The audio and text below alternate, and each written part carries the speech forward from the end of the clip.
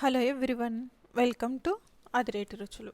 ఈరోజు వీడియోలో రవ్వ బొబ్బట్లు లేదా హల్వా బొబ్బట్లు ఏ విధంగా తయారు చేసుకోవాలో చూపించబోతున్నాను. మామూలుగా పండగలప్పుడు శనగపప్పు ఉడికించి పూర్ణం రెడీ చేసుకొని బొబ్బట్లు తయారు చేసుకోవడం అంటే చాలా టైం తీసుకుంటుంది కదా.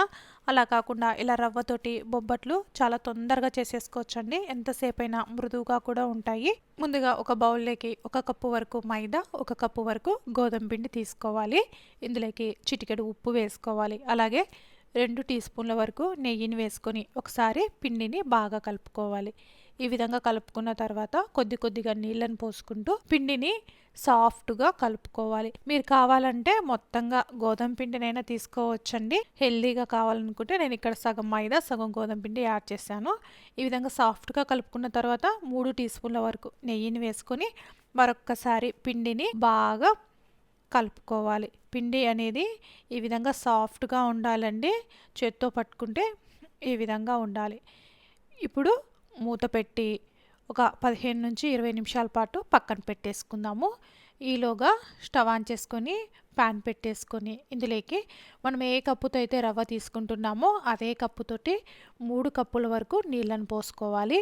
నీళ్ళు ఈ విధంగా బాగా మరుగుతూ ఉన్నప్పుడు రవ్వని ఒక సైడు పోసుకుంటూ ఒక సైడు గరిటెతోటి కలుపుకోవాలి, లేదంటే రవ్వ ఉండకట్టేస్తుంది. ఇప్పుడు రవ్వని ఉడికించుకోవాలి. రవ్వ తొందరగానే ఉడికిపోతుందండి, ఎక్కువ టైం అయితే తీసుకోదు. ఈ విధంగా రవ్వ దగ్గర పడిన తర్వాత మనం ఏ కప్పుతో అయితే రవ్వ తీసుకున్నామో అదే కప్పుతోటి 1 కప్పు వరకు బెల్లం తీసుకుంటున్నాను. మీరు ఒకవేళ స్వీట్ ఎక్కువగా తినే వాళ్ళైతే మరొక 1/2 కప్పు వరకు బెల్లంని వేసుకోవచ్చు. బెల్లం మొత్తం కరిగి రవ్వ బాగా ఉడికిపోవాలన్నమాట. ఈ విధంగా బెల్లం దగ్గర పడిన తర్వాత ఇప్పుడు మనం ఏ కప్పుతో అయితే రవ్వ తీసుకున్నామో అదే కప్పుతోటి 1 కప్పు వరకు పాలని వేసుకోవాలి. ఈ పాలు కూడా రవ్వలో బాగా ఉడికిపోవాలన్నమాట. రవ్వ అనేది చాలా సాఫ్ట్గా ఉండాలండి. ఇప్పుడు ఒకసారి బాగా కలిపేసుకున్న తర్వాత ఇప్పుడు ఇందులోకి 5-6 ఇలాచీని దంచి వేసుకోండి ఫ్లేవర్ కోసము.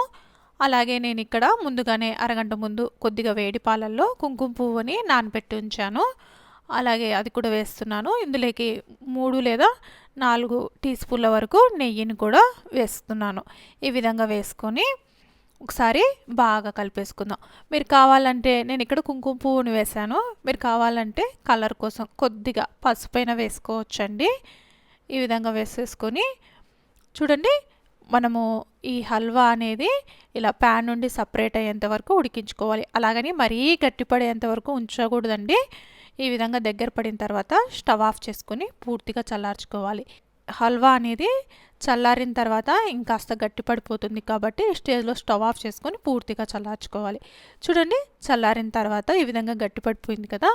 ఇప్పుడు ఒకసారి చేతితోటి బాగా కలిపేసుకొని కొద్దిగా చేతికి నెయ్యిని రాసేసుకొని ఏ సైజులో అయితే బొబ్బట్లు చేసుకోవాలనుకుంటున్నారో ఆ సైజులో ఇలా చిన్న చిన్న ఉండల్లాగా చేసేసుకోవాలి.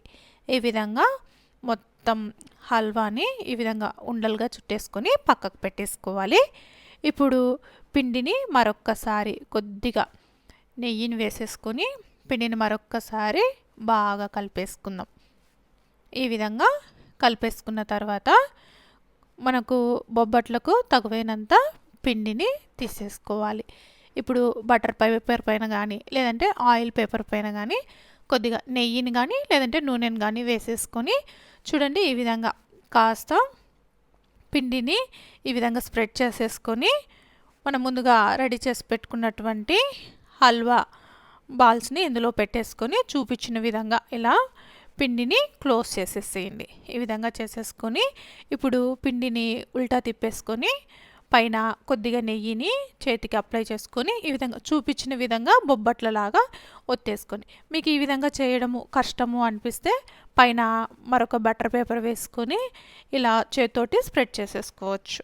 ఇప్పుడు స్టవ్ ఆన్ చేసుకొని ప్యాన్ పెట్టేసుకొని ప్యాన్ బాగా వేడెక్కిన తర్వాత కొద్దిగా నెయ్యిని కానీ నూనెని కానీ వేసేసుకొని ఇప్పుడు మనం రెడీ చేసుకున్నటువంటి బొబ్బట్ని ఇందులో వేసేసుకొని నెమ్మదిగా బటర్ పేపర్ని రిమూవ్ చేసేసుకోవాలి. ఈ విధంగా చేసేసుకొని కొద్దిగా కాలిన తర్వాత పైన కొద్దిగా నెయ్యిని అప్లై చేసేసుకొని రెండో వైపు టర్న్ చేసుకోవాలి. ఈ విధంగా టర్న్ చేసుకొని 2 వైపులా నెయ్యిని అప్లై చేసుకొని అటు ఇటు తిప్పుకుంటూ మంచిగా గోల్డెన్ కలర్ వచ్చేంత వరకు ఈ విధంగా కాల్చుకోవాలి. ఇప్పుడు ఈ విధంగా రెడీ అయినటువంటి బొబ్బట్లని ఒక ప్లేట్లోకి తీసేసుకోవాలి. ఈ విధంగా మిగతా బొబ్బట్లను కూడా రెడీ చేసుకోవాలి.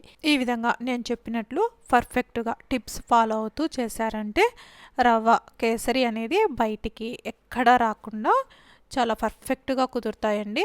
అలాగే చాలా మృదువుగా కూడా ఉంటాయి. ఒకసారి మీరు కూడా ఈ రవ్వ బొబ్బట్లు ట్రై చేసి ఎలా వచ్చాయో కామెంట్ చేసి చెప్పండి. మీకు కనుక నా వీడియోస్ నచ్చినట్లయితే లైక్ చేయండి, షేర్ చేయండి, అలాగే కామెంట్ చేయండి.